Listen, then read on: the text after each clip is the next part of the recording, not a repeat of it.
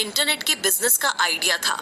फिर आखिरकार Elon silicon valley में बतौर इंटर्न काम करने लगे और जब उन्होंने स्कूल खत्म किया तो किम्बल के साथ मिलकर के उन्होंने अपनी कंपनी स्टार्ट की। Zip2 येलो पेजेस का ऑनलाइन वर्जन है। इसमें सभी बिजनेस एस्टेब्लिशमेंट के मैप और उनकी जानकारी दी हुई है।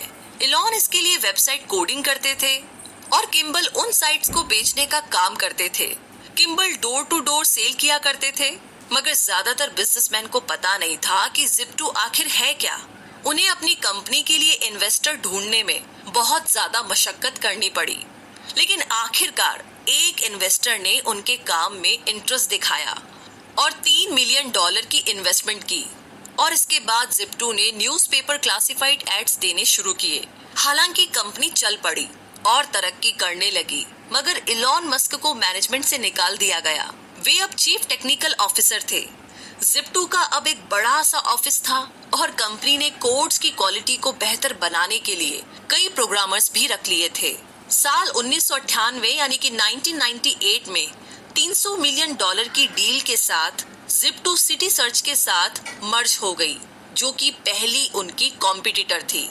मस्क ब्रदर्स का .com का आइडिया एक हकीकत में तब बदला जब 1999 यानी कि 1999 में कॉम्पैक्ट ने Zip2 को खरीदा, मगर सब कुछ इतना आसान नहीं था। इलॉन मस्क सीईओ बनना चाहते थे और इसी के साथ 5th चैप्टर में आप जानेंगे पेपाल माफिया बॉस के बारे में।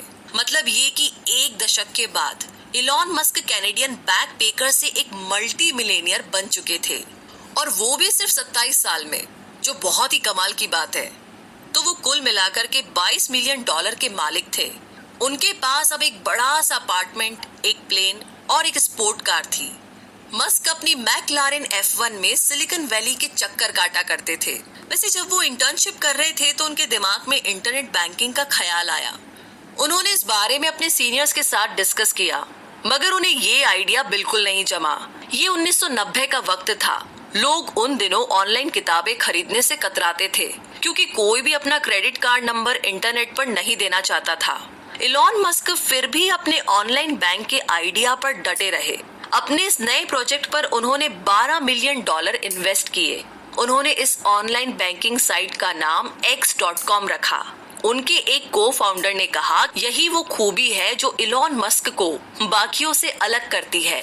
वो रिस्क लेकर के अपनी जिम्मेदारी पर इतनी बड़ी रकम लगा रहे हैं और इस तरीके की डील फायदा भी दे सकती है या फिर उन्हें कंगाल भी कर सकती है।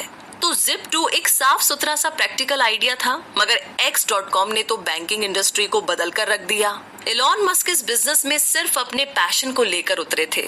उन्हें लगता था कि बैंकर्स का तरीका बिल्कुल गलत है और वे उनसे बेहतर कुछ कर सकते हैं।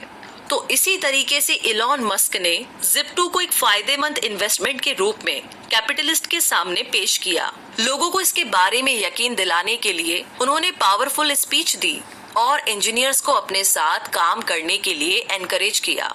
तो X.com अब एक्चुअली में फाइनेंस सर्विस कंपनी बन गई। इसमें banking licence, mutual fund licence और FDIC इंश्योरेंस जैसी सुविधाएं मौजूद थी। नवंबर 1999 में साइट इंटरनेट पर लाइव हुई। मस्क उस दिन अपने ऑफिस में पूरे 48 घंटे तक रहे क्योंकि वे चीजों को अपने सामने ही स्मूथली चलते हुए देखना चाहते थे। X.com ने क्रांतिकारी पेमेंट इजाद किया जिसे पेपाल नाम दिया गया। इसमें किसी को पैसे भेजने के लिए सिर्फ उसका ईमेल एड्रेस ही काफी था। कुछ महीनों के अंदर ही पेपाल को 2 लाख क्लाइंट्स मिल गए। पैसे की लेन देन का ये बड़ा आसान तरीका था, जबकि बैंक्स इसी प्रोसेस में कई दिन लगा देते थे। मार्च 2000 में X.com अपने कॉम्पिटिटर कॉन्फिनिटी के साथ मर्ज हो गई। मस्क के पास अभी भी कंपनी के ज्यादातर शेयर थे और कंपनी का नाम भी नहीं बदला गया, मगर फिर X.com और कॉन्फिनिटी की अनबन होने लगी, जिसकी वजह थी दोनों का अलग कल्चर और डिसीजन मेकिंग। तो एम्प्लॉइज के एक ग्रुप ने मस्क को कंपनी से बाहर करने की प्लानिंग बना ली। मस्क के बदले वे कॉन्फिनिटी के पीटर थियल को सीईओ बनाना चाहते थे। इसी दौरान मस्क अपनी पत्नी जस्टिन के साथ हनीमून मना रहे थे। तो उन्हें जब इस बात का पता लगा तो उन्होंने कंपनी को अपने फैसले पर दोबारा सोच विचार करने की गुजारिश की, मगर तब तक बात हाथों से निकल चुकी थी। उन्हें पता चला कि कंपनी अपना फैसला ले चुकी थी। मस्क उस कंपनी में अपनी पावर खो बैठे थे जिसे उन्होंने ही शुरू किया था। जून 2001 में X.com पेपाल के नाम से रीब्रांड की गई। कंपनी एडवाइजर के तौर पर मस्क की नौकरी सिक्योर थी। उन्होंने और पैसे का इन्वेस्टमेंट किया। अपना स्टेक बढ़ाकर वे पेपाल के सबसे बड़े स्टेक होल्डर बन गए। इस वक्त तक उनका .com का बुखार अब उतरने लगा था। बाकी टेक्नोलॉजीज कंपनीज बेचने की जल्दीबाजी में लगी थी। आगे मस्क ने बोर्ड को ऑफर्स ठुकराने के लिए मना लिया था। पेपाल का एनुअल रेवेन्यू बढ़कर के $240 मिलियन हो चुका था। अभी अपने पैरों पर मजबूती से खड़ी कंपनी बन चुकी थी, जो कि अब पब्लिक हो सकती थी। और तभी 2002 में पेपाल को ईबे से $1.5 बिलियन का ऑफर मिला। ये एक बहुत बड़ा और शानदार ऑफर था। टैक्स काटने के बाद भी मस्क पूरे $180 मिलियन अपने पास रख सकते थे। तो PayPal.com बबल से बच निकला था। ये सब मस्क की बिजनेस इंस्टिंक्ट और टेक्नोलॉजी ट्रेंड में उनकी कुशलता का नतीजा था। 9/11 के हमले के बावजूद कंपनी ने एक सक्सेसफुल IPO बनाया।